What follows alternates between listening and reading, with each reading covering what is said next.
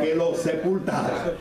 Esta teoría dice que él realmente no se murió, sino que se desmayó en la cruz, ¿no? El dolor, la fiebre, las espinas, la insolación, todo eso hizo que, según esta teoría, que él se desmayó en la cruz, pero que al ponerlo en la tumba, el aire fresco de la tumba pues los reanimó, se levantó y se fue. Y dice esta teoría que él se fue para la India, en Cachemira, y que allá murió de viejo. ¿Okay? Así. No estoy inventando nada, se lo estoy dando al costo, no me estoy dando nada. Y uno se pregunta, ajá, ¿y qué hacemos con el que le traspasó el costado, la lanza en el costado del Señor Jesucristo? Para asegurarse de que estaba... Sí, ese soldado romano, y algún día hablaré de eso, de la llamada lanza de Longinos. Muy interesante aquella lanza y cómo la gente quiso quedarse con la lanza. O sí, hasta Hitler se quedó, se apoderó de la lanza de Longinos, llamado así por el centurión, por el soldado romano que la llevaba. El asunto es que este hombre tenía que asegurarse que el condenado moría. Sí. Y la muerte del Señor fue rápida. Era un sello. Normalmente le quebraban los huesos. Llevaban una especie de bate, por así decirlo, de béisbol. No era un bate de béisbol, pero algo parecido, llamado cachiporra. Y con eso le rompían las rodillas. Específicamente la rodilla, que dicen que es uno de los dolores más fuertes que pueden existir. Y con Jesús no fue necesario romper las rodillas, porque él ya había muerto. Las escrituras dice, y no se iba a quebrar ninguno de sus huesos. Pues tampoco lo hacían con el cordero. El asunto es que vino a este soldado romano y lo atravesó para asegurarse que había muerto. Entonces, señores, él no se desmayó. Cristo murió y fue sepultado. Así que es imposible que se haya desmayado. ¿Estamos claros, mis hermanos? Y a uno pregunto, ¿quién movió la piedra? Si ¿quién le movió la piedra entonces? Okay. La segunda teoría, rápidamente, es la teoría del robo. Ellos dicen del robo. Que sus discípulos se levantaron la noche, robaron el cuerpo para que corriera la noticia de que había resucitado. El problema con esa teoría es que tenemos la evidencia de que esta gente, perdón, a los discípulos, ni siquiera creyeron al Señor. No, era un problema. Digo, de hecho, es fácil de aquí hablar más de los discípulos, pero a ellos, sinceramente, el Señor dijo que algo pasaba con ellos, no estaban claros. Era difícil de entender que el Señor iba a pasar por esto. El asunto es que no creyeron, se asustaron, se escondieron. De hecho, una de las evidencias de que Cristo, o otra evidencia de que Cristo resucitó, es el cambio en la vida de sus discípulos. Porque ellos no creyeron, sencillamente no lo creyeron. Entonces no iban a ir a robar el cuerpo, estaban asustados, completamente asustados. Además habían guardias. ¿Recuerdan? Aunque ellos no lo recordaron, las palabras de Jesús, sus enemigos sí recordaron las palabras de Jesús. Sus enemigos dijeron, acuérdense que Él dijo que iba a resucitar, así que no vaya a ser que roben el cuerpo. Vamos a poner guardia. Y pusieron guardias ahí. Así que no es posible que se hayan robado el cuerpo, porque ellos estaban escondidos. Ellos ni siquiera creían en eso. Otra teoría es la teoría de la equivocación de la tumba. Es decir, que las mujeres, el domingo en la mañana, media turbada todavía por todo lo que había pasado, se equivocaron de tumba y fueron a otra tumba que ya estaba abierta, ¿ok? Y otra vez uno escucha esta teoría y uno se sonríe, ¿no? Porque son intentos vanos de negar lo innegable. Cristo resucitó. Y podemos decir, ok, vamos a pensar que las mujeres se equivocaron. Pero ¿se equivocó el ángel? No. ¿Se habrá equivocado el ángel también, mis amados? El Señor resucitó. Aleluya. El Señor resucitó. Aleluya. Entonces, vamos por favor, vamos al verso 13, de aquí mismo, capítulo 3, de este capítulo 15, abra su Biblia, por favor, si no la ha abierto, en 1 Corintios 15. Y vamos a ver, aquí usa entonces unos 7 sí condicional. Hay una diferencia entre un sí cuando usted está afirmando, ese sí va acentuado y tiene coma. Sí, yo soy Daniel Villa. O si usted dice, si voy, o si yo fuera, ese no está acentuado ni tiene coma. Y Pablo usa esos 7 sí para hablar de la importancia del concepto de la verdad bíblica de la resurrección del Señor Jesucristo. Y pareciese para algunos de poca importancia, pero lo es. Es sumamente importante, hermano. Por eso se lo doy, para que lo tenga, para que lo anote.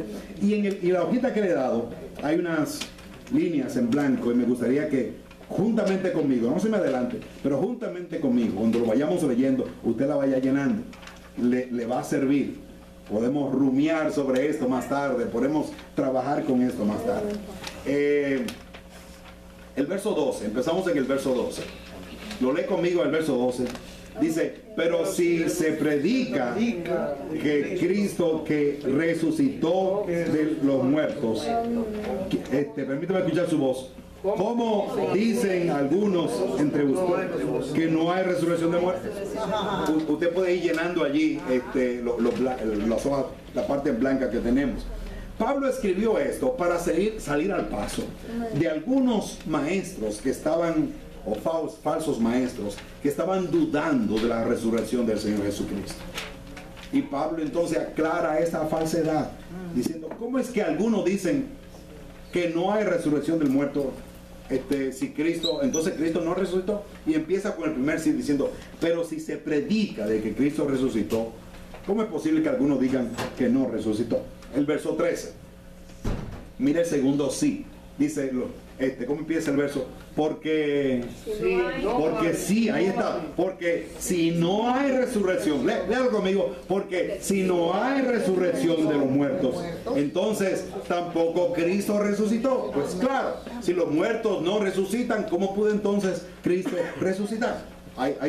Vaya llenando la parte en blanco, si desea, no tiene obligación de hacerlo.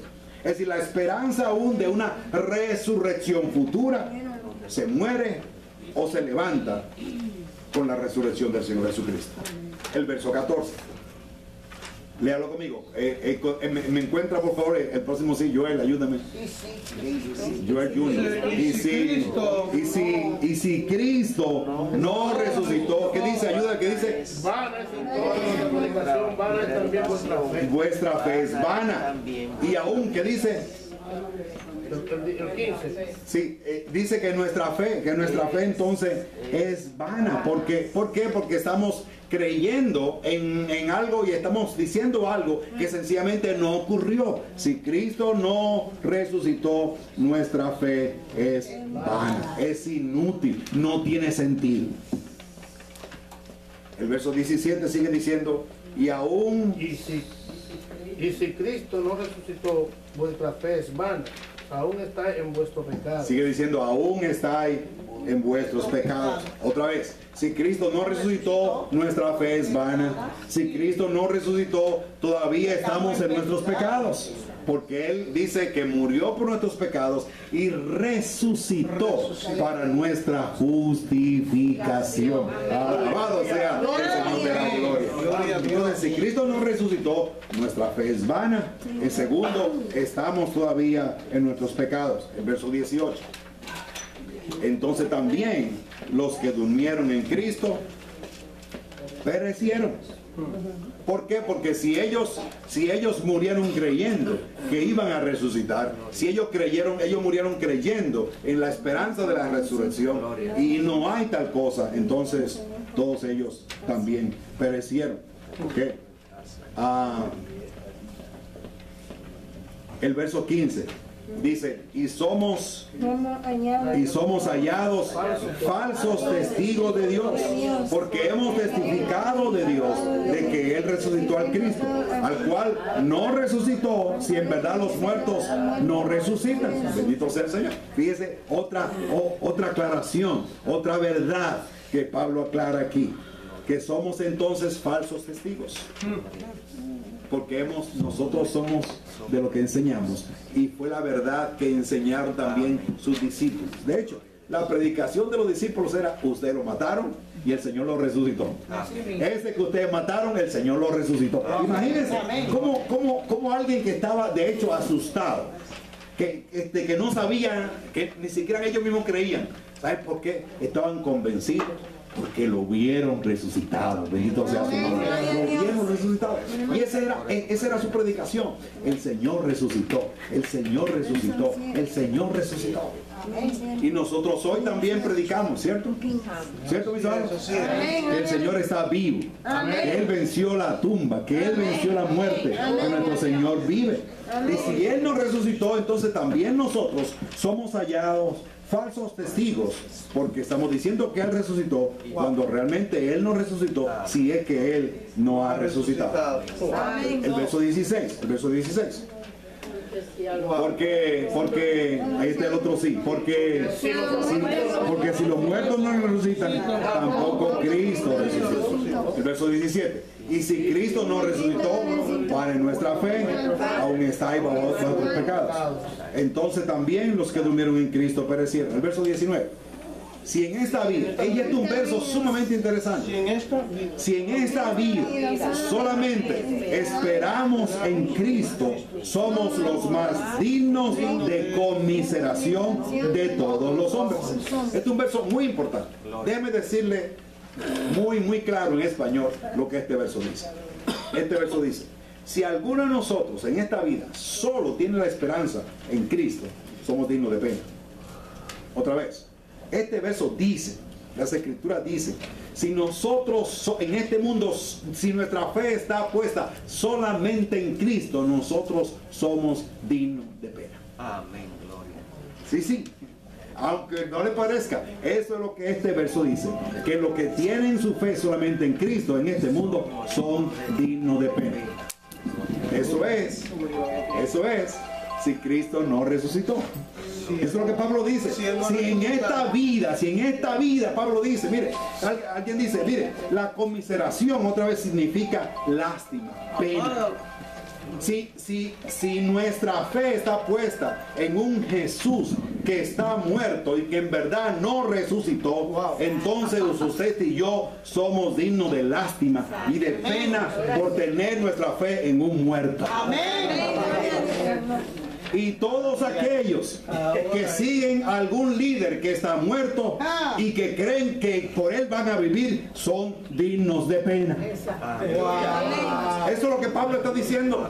Si usted y yo estamos esperando en un Cristo que no se levantó, señores, recojamos, vayámonos a hacer otra cosa, porque somos dignos de lástima. Pero él entonces rápidamente afirma, reclama, declara. Mire lo que dice el verso 20. Por eso, un verso sin su contexto, un texto sin su contexto, alguien dijo, es un pretexto. Si usted saca ese verso solamente de allí, pone a la gente, pone a la Biblia a decir que somos dignos de lástima. Pero el verso 20 lo aclara. Léalo conmigo y léalo a viva voz. Léalo con alegría, con entusiasmo. Él está vivo. Léalo junto conmigo. Mas ahora Cristo ha resucitado de los muertos, primicia de los que durmieron. Es hecho. Bendito sea el nombre del Señor. Bendecido sea el nombre del Señor. Cristo está vivo. Él está vivo.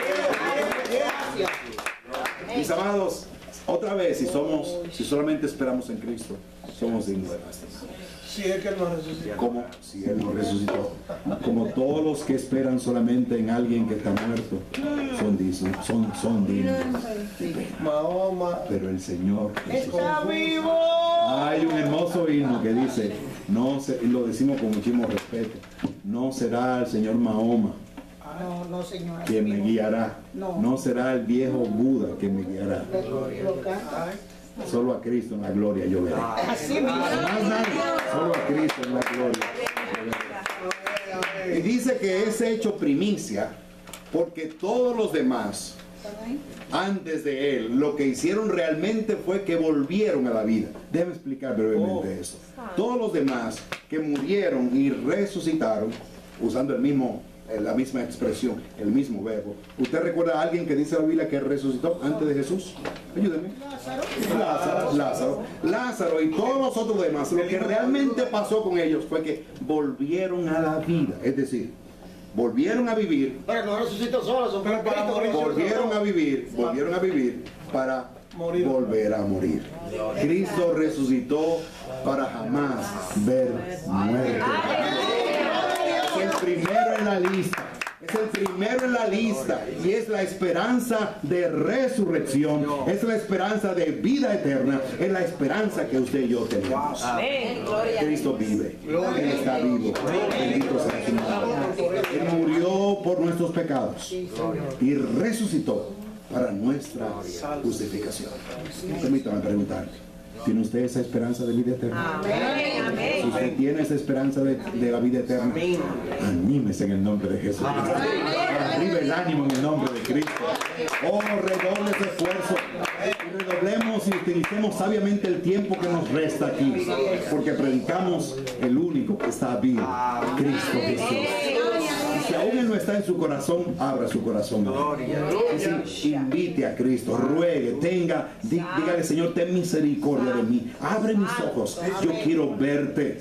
Yo quiero conocerte. Y encontrará un Cristo que perdona, que restaura y da vida. Hágalo ahora mismo. Amén. Clame a Jesús. Él está vivo. Aleluya.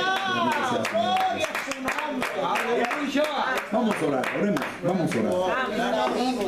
Señor, gracias por tu amor y por tu misericordia. Gracias, Padre, por enviar a Jesús, nuestro Salvador, nuestro Señor, que murió en la cruz conforme a las Escrituras, que fue sepultado y que se levantó victorioso para dar vida y dárnosla en abundancia. Gracias, Padre, porque cuando el Hijo moría, dijo, consumado es. Y aquel hecho de levantarlo de la tumba fue el sí, fue tu sí, Dios, diciéndole, acepto tu sacrificio. Eres mi Hijo amado. Y los que creen en ti son salvos. Gracias, Señor, por darnos esta seguridad. Y gracias, Padre, porque un día estaremos contigo. Donde tú estés, allí estaremos. Porque hemos creído en el unigénito Hijo tuyo, quien da vida y la da. Gracias, Padre, por Cristo Jesús. Amén.